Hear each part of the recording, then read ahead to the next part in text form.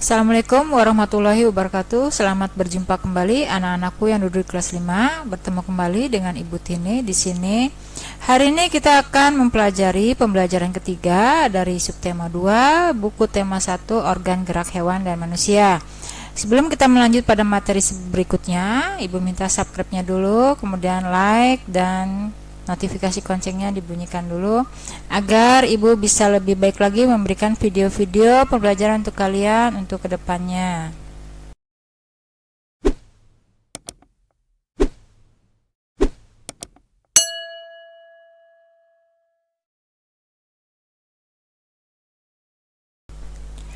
Oke, lanjut kita buka pada pembelajaran ketiga. Terlihat seorang kecil di tengah-tengah sawah mengatakan Indonesia merupakan bangsa yang dikaruniai Tuhan dengan sumber daya alam yang sangat beragam dan melimpah, mulai dari keragaman potensi alamnya sampai keadaan penduduknya. Sudahkah semua itu dimanfaatkan secara bertanggung jawab?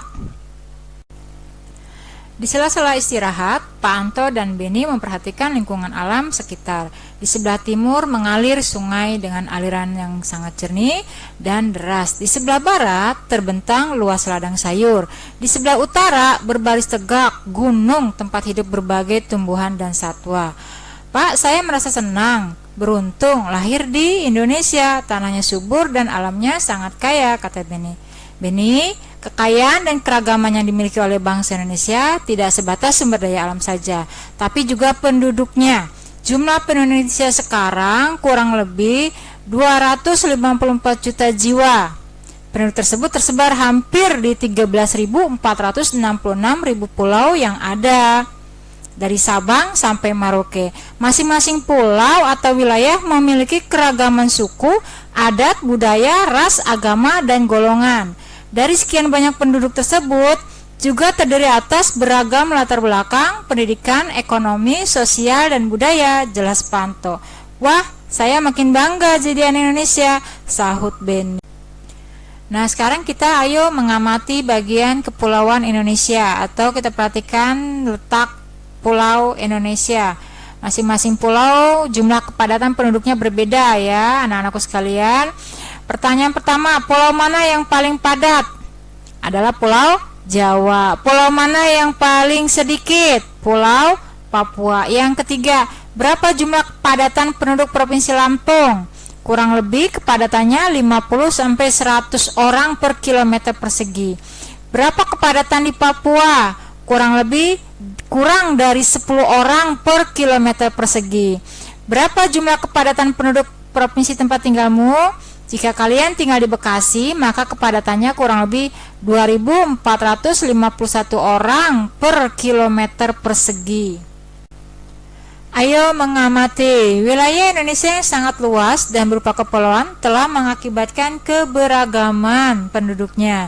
Salah satunya adalah keberagaman suku. Amatilah peta persebaran suku berikut ya. Sekarang kita akan pelajari gambar peta dan suku bangsa yang ada di kepulauan Indonesia. Contohnya kita ambil saja di Pulau Sumatera. Pulau Sumatera itu banyak suku. Contohnya ada suku Aceh, suku Tamiang, suku Gayo, suku Anek, suku Melayu, suku Batak, suku Nias, suku Minangkabau, suku Mentawai, suku Belitung, kemudian ada suku Ogan, suku Komering, dan masih banyak lagi. Itu hanya Pulau Sumatera saja sayang. Kita lihat di Pulau Jawa. Yang tinggal di Pulau Jawa tentunya tahu ada suku Jawa, ada suku Sunda, ada Betawi, juga ada suku Baduy. Kita lihat di Pulau Kalimantan, di situ juga ada banyak suku, di antaranya ada suku Dayak, suku Banjar, ada suku Kutai, juga ada suku Tidung ya, banyak juga di situ. Kemudian lanjut kita ke Pulau Sulawesi. Di Pulau Sulawesi ada suku enggak? Di situ ada yang namanya suku Bugis, ada suku Makassar, ada suku Mandar, ada suku Toraja, Duri, Patinjo, suku Bone, dan banyak lagi. Demikian pula di mana? Di Papua ada suku Anak Dalam juga, ada suku Asmat juga, dan masih banyak lagi. Keberagaman suku Indonesia. Kita perhatikan di gambar sebelah, Ibu sudah memasangkan masing-masing suku dengan kepulauannya. Cukup kalian tengok saja, baik-baik amati Pulau Jawa yang mana, Sumatera yang mana, Bali yang mana, itu sudah jelas di situ ya anak-anakku. Ayo berdiskusi. Selain keberagaman suku, Indonesia juga dianugerahi keberagaman agama. Di Indonesia sekarang ada 6 agama, yakni Islam, Kristen, Katolik, Buddha, Hindu, dan Konghucu. Kamu pastinya sudah tahu hal itu ya.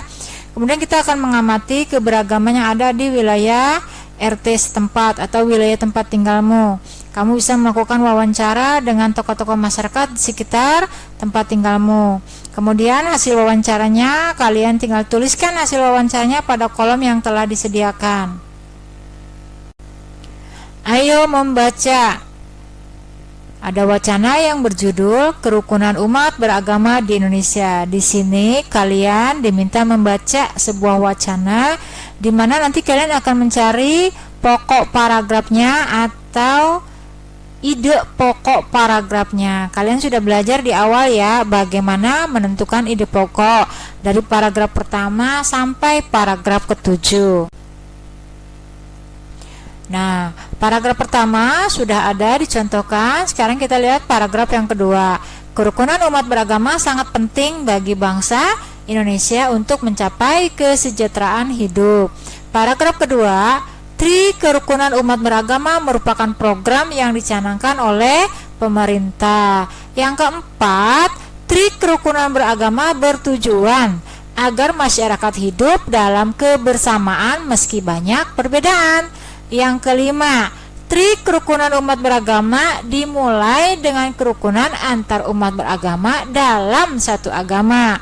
Yang keenam, Tri Kerukunan Umat Beragama selanjutnya adalah kerukunan yang memiliki pengertian kehidupan yang rukun antar masyarakat yang berbeda-beda agama dan keyakinan. Yang ketujuh, Tri Kerukunan Umat Beragama yang terakhir adalah kerukunan antara umat beragama dengan pemerintah. Menjaga kerukunan beragama merupakan perilaku yang baik yang harus dilakukan oleh siapapun. Hal tersebut juga mencerminkan penerapan nilai-nilai luhur yang terkandung dalam sila Pancasila, terutama sila ketuhanan yang Maha Esa.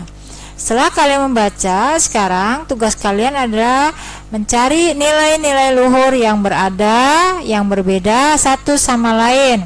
Sekarang bersama-sama kita membandingkan nilai luhur setiap sila dalam Pancasila.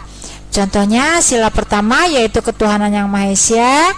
Nilai luhurnya adalah kita harus bebas memeluk agama dan menjalankan ibadah, rajin beribadah, tidak memaksakan agama pada orang lain yang sedang beribadah, dan merayakan hari besar agamanya.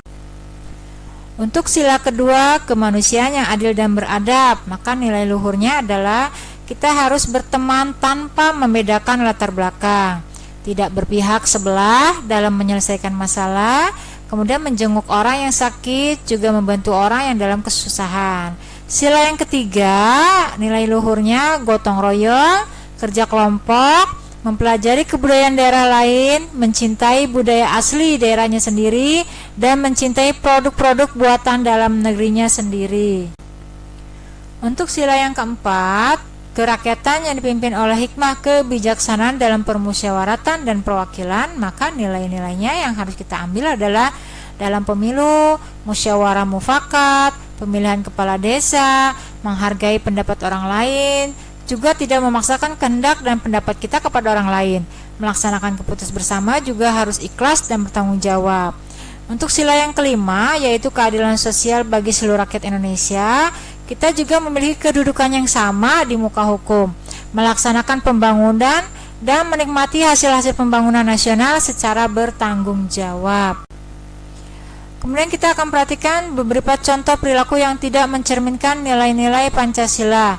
Contoh di lingkungan sekolah, misalnya kamu suka menyontek, berkelahi, tidak mau ikut upacara bendera atau mengejek teman. Mungkin juga kamu memilih teman hanya yang kaya saja. Kemudian di rumah, tanpa disadari kamu suka berbohong, kemudian memaksakan kehendak kepada keluarga yang lain, suka membantah orang tua, bermalas-malasan. Itu semua nilai yang tidak sesuai dengan Pancasila. Di masyarakat, Ada yang melakukan kekerasan, mencuri, pamer kekayaan, minum minuman keras, dan lain sebagainya. Semua itu adalah tindak laku yang tidak sesuai dengan nilai-nilai Pancasila. Banyak faktor yang membuat bangsa Indonesia menjadi sebuah bangsa yang besar, yang bisa disandingkan dengan bangsa besar lainnya. Banyak faktor pula yang menjadikan kita semakin bangga menjadi warga negara. Di antara faktor tersebut adalah nilai luhur yang masih hidup di tengah-tengah masyarakat, wilayahnya yang sangat luas dan berupa kepulauan, letak geografis dan strategis, besarnya jumlah penduduk, beragam suku, agama, ras, dan golongan, beragam budaya, sosial, dan ekonominya. Masih banyak lagi yang lain. Contohnya ragam kuliner kita pun terkenal ke mancanegara, ya. Jadi kita harus bangga lahir dan hidup di negara Indonesia. Demikianlah adik-adik pembelajaran kita kali ini. Semoga bermanfaat untuk kalian semua. Ibu tutup materi kali ini dan mengucapkan wassalamualaikum warahmatullahi wabarakatuh.